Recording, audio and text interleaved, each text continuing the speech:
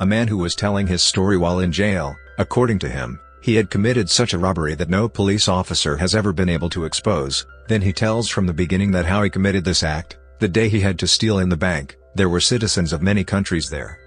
After this, a man came to the bank who wore a white uniform and glasses. Then many masked people came in, and then the first man also covered his face. He immediately closed the door of the bank and suddenly took out his weapon, which scared everyone present there. Then the thieves left smoke bombs there. And then a policeman passing by was caught in the smoke coming out of the bank. He immediately informed the police, but then a thief showed him a gun and threatened that he has imprisoned many people if the police try to do anything. Then they will say that the police will kill the thieves. After this, the policeman called the police force quickly and started moving the people outside the bank away. Then we see the detective Fraser. As soon as he got the news of the robbery, he reached outside the bank with his team. In a few moments, the police surrounded the bank from all sides and there were TV channels all over the country. There the owner of the bank also got the news that thieves have entered his bank and people have been imprisoned. Here Detective Fraser and Detective Fraser have been arrested. The police have also been arrested. The police have also been started the investigation. Meanwhile, the robbers gathered all the hostages in one place and seized all the phones and put them in an envelope.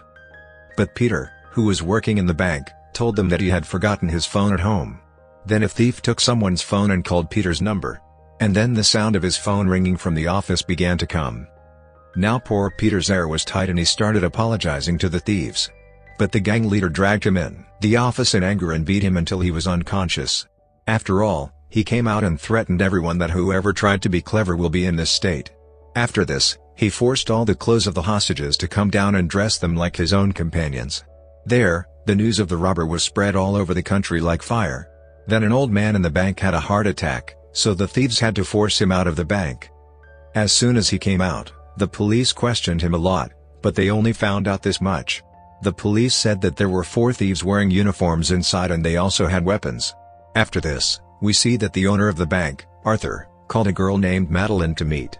As soon as she met Arthur, she said that she knew that there was a secret of Arthur in one of the vaults of that bank.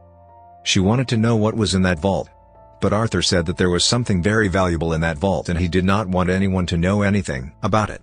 There, the 2 detectives got the news that the cars from which the thieves came were all stolen. Then the police tried to look inside the bank's CCTV cameras, but the thieves had broken them by now. After this, the thieves suddenly put a bag in the neck of a hostage and sent him out. Then when the police took the bag from him, they got something written by the thieves. They need 2 cars and a plane with a pilot by 9 o'clock at night. Otherwise, they will shoot a man every hour. At that time, Arthur came there and asked about the situation of the bank. But the detective said that they will keep giving him news every moment.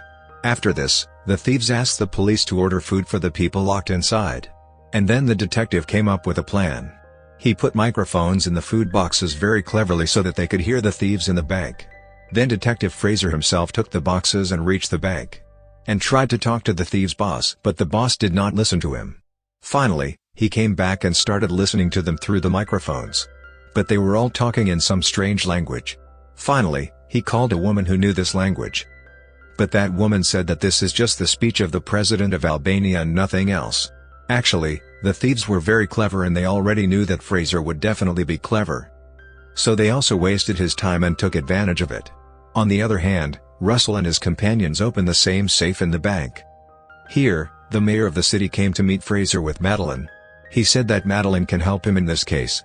But Fraser clearly refused for this. Then Russell called him from the bank and started pressuring him to complete his demands. But Fraser said that he needs a little more time now. There Madeline called Russell directly and said that he is not a policeman but he has a better offer for Russell. Finally, Russell called him to meet him in the bank. When he reached inside, he told Russell that the police will definitely imprison him for life.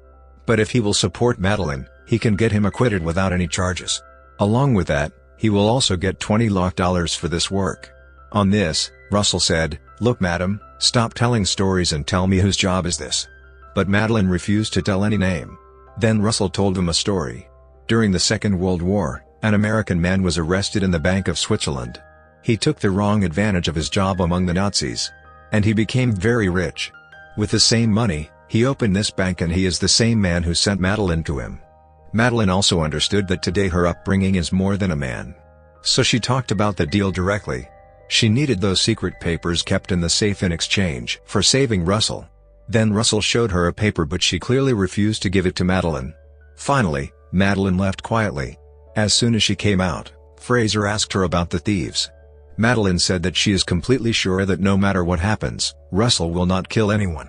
He is just threatening to convince her. Now Fraser called Russell and said that the aircraft is ready. But before that, he himself wants to go to the bank and investigate the prisoners. Russell agreed, and then Fraser went inside the bank. He talked to the hostages in all the rooms of the bank. And seeing their safety, he started going out of the bank. While leaving, he said that no matter what happens, he will get Russell sentenced to life imprisonment. But Russell also said with full confidence that I will get out of your sight and you will not even be able to recognize me. Hearing this, Fraser suddenly attacked him. But another thief put a gun on his head from behind. Then Russell said that if we now ask for the entire night, if it does not happen, then all of us will die one by one. Finally, Fraser returned to the police tent. And now he was also convinced that Russell cannot kill anyone. At that time, an officer came there and told Fraser that he has been removed from the case. And now someone else will take his place. In fact, the new captain was planning to attack the bank and free the common people from thieves. And he also had to find the bombs that the thieves had put in the bank. There, Fraser suddenly found a device in the bag sent by the thieves. So he understood that the thief was still listening to all the police. He immediately called the captain and stopped him from attacking the bank. Because the thief already knew about this. Meanwhile, the gang of thieves in the bank was really preparing to face the police. They gathered all the hostages and sent them to the first mall. And they made a great blast on the lower mall. Then they released all the hostages. And they themselves came out with them in the Bongdar. Then the captain stopped all the police officers from firing the bullets. Because all the common people trapped inside were coming out. The police arrested everyone and entered the bank and searched the bank. But they did not even get the names and marks of the thieves. The surprising thing was that the thieves did not even touch the money. Moreover, all their weapons were also fake. Now they understood that all the thieves went out with other people. So they did a thorough investigation. But even after so much effort, they could not identify the real thieves. Because no one had seen their faces. Finally, the government officers reached there. And they asked the Fraser to close the case because they did not get any evidence. The Fraser said yes there. But he was not going to agree without solving this case. There Madeline met the owner of the bank, Arthur. And told him that Russell has stolen that secret file and kept it with him. So that Arthur could not take any step against him.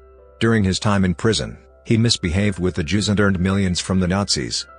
And maybe that's why the thieves took revenge on Arthur and put him in the bank. After all, Arthur said in his own cleanliness that he was very young and the drug of success had hit him on the head. Because of which he forgot the difference between good and bad. After this, we see Russell again. But he was not in jail but in a small room. Actually, Russell stole the file of the owner of the bank along with the precious diamonds hidden in it. When his associates come to take him from there, Fawzia also comes to the bank and he collides with Russell. He has no doubt at all. It turns out that it is Russell. Russell runs away from there. When the owner of that bank opened the safe, a paper was found in it and a diamond ring was also found. After that, he goes to Arthur and starts questioning him. Madeline, it was revealed that this ring was actually of a Jewish family. But one of his friends betrayed him and handed him over to the Nazis. And he became the owner of this ring himself. After hearing this, Fraser finally returned to his house. But then he saw that the real diamond was in his pocket. Then he realized that the man he had colluded with in the bank was Russell. After all, Russell had fulfilled his promise.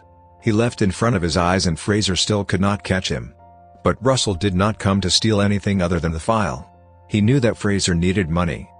So he stole the diamond and put it in Fraser's pocket. So that he could get it back. And that he could get a little help. If you like the video, then like it and subscribe to the channel.